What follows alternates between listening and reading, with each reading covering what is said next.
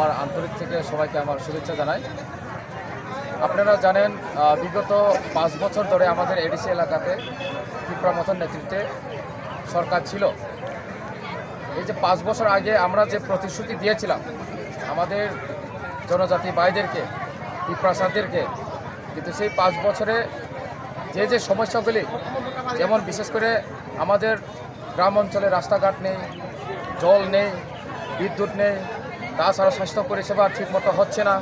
তো এইসবগুলি নিয়ে যে প্রতিশ্রুতি দিয়ে যে 5 বছর এডিসিতে সরকার শাসন করেছেন, এই সরকারের মধ্য দিয়ে আমি দেখতে পেয়েছি যে এমন কোনো কাজ করতে পারেনি। তার জন্য আমার যে মূল এবার নির্বাচনের যে উদ্দেশ্যতে আমি যে আজকে বিজেপির তরফ থেকে যে আমি আজকে দাঁড়িয়েছি, তো আমার মূল উদ্দেশ্য সেটাই থাকবে যে জনগণকে এবং আমাদের যে জনজাতি ভাইদেরকে আমাদের পাহাড় অঞ্চলে কীভাবে ওনার পাশে দাঁড়িয়ে ওনাদেরকে কীভাবে সরকারি পরিষেবা প্রদান করা যায়। জয় সম্পর্কে কতটুকু আশাবাদী আপনি?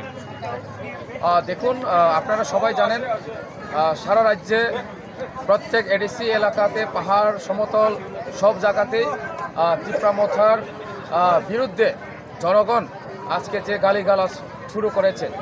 তো অম্পি এলাকাতেও আপনারা জানেন আমি ছিলাম এমডিসি, আমি 5 বছর ধরে এখানে কিছু কাজ করতে পারিনি।